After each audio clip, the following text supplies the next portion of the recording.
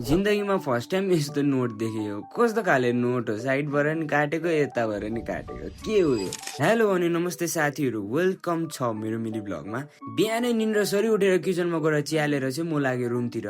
रुममा गएर अलिकति चुस्की मारेको मात्रै दिदीले कराउन थाल्नु। के चाहिँ हुँदो रहेछ हौ दिदीलाई भनेर कुद्दै गएको त हाम्रो त गाई पनि ब्याएर तल्लोपट्टि झरेछ। अनि गाई ब्याएपछि त फ्यामिलीमा ह्याप्पी ह्याप्पी, मम्मी पनि उठेर गोठमै आइपुग्नु भयो। कति चाहिँ खुसी हुनुहुन्थ्यो। पानी भने यति डरलाग्दो भयो, घाँस लिएर आउँदा त मान्छेको जिउ लुगा सबै लुफो, अब के भन्नु। अनि घरको काम सकेर चाहिँ म लागे दोकानतिर। अनि दोकानमा पुगेर दिदीभाइ मिलेर चाहिँ सामान मिलाउनेतिर लाग्यो। अनि सामान मिलाइसकेर दोकान पनि चडक्कै भएको थियो र दिदी चाहिँ मैला सामान बाहिर निकाल्नु हुँदै थियो। अनि दोकान सफा गरेर चाहिँ म लागे सिधै पानी लिनु। पानी भएर के गर्नु, खोला टाढो छ, त्यही भएर खोलामै लिनु जानुपर्छ। अनि खोलामा गएर एकछिन गीत गाउँदै बसेर चाहिँ पानी लिएर पुगेको मात्रै दिदी त एक्लै खरेन खानु हुँदो रहेछ। लु मलाई पनि दिनु भनेको त लाखा भन्दै फ्यालिदिनुहुन्छ।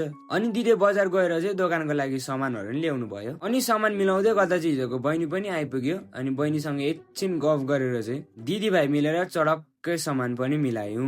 अनि सामान मिलाइसक्ने बित्तिकै दिदी त फोटो खिच्ने भन्नुहुन्छ। अनि एङ्गलबाट फोटो निकालिदिनु खोज्छु, राम्रै आएन भन्छ बा। फेरि केटी मान्छेलाई चाहिँ आउँदो रहेछ पोज भन्ने थरी थरीको, कोही बेला घाम छेल्ने, कोही बेला के गर्ने। जिन्दगीमा फर्स्ट टाइम मैले यस्तो नोट देखेँ। यो नोट के हो, अब साइडबाट नि काटेको यताबाट नि काटेको, यो त नयाँ डिजाइनको नोट जस्तो छ। हाम्रो दोकानमा चाहिँ यो नोट लन्च भइसक्यो। अब कुनै गभर्मेन्टले कहिले लिगली अथोराइज गर्छ। अब जिन्दगीमा यति हाँस उठ्दो नोट चाहिँ मैले कहिल्यै देखेको छैन। हामी भने हेर्दै हाँस्दै के हो नोट भन्दै। अनि दिदीको चाहिँ चित्तै बुझेन क्या, अर्को नोट निकाल्दै नाप्दै हेर्दै हाँस्दै। नोट पनि त्यस्तै थियो नि त, हाँसै उठ्दो। अनि हाँस्दा एकछिनबाट दुखेको काण्डा भइहाल्यो। यो दाजुहरू चाहिँ 4 केजी आलु लान्छु भनेर चाहिँ एकछिनबाट लाँदिनु भन्छ। के भएको यार, दुःख दिने क्या। घर जाने टाइम पनि भएको थियो र चाहिँ सबै सामान भित्र हालेर दोकान बन्द गरेर लागे म सिधै घरतिर। मम्मी फेरि कहिले म आउँछ भनेर बाटो हेरेर बसिरहनु भएको रहेछ र मम्मीलाई एकछिन अनुहार देखाएर चाहिँ म लागे चिन्टु मिन्टु लाइन लिएर सिधै डायरीतिर।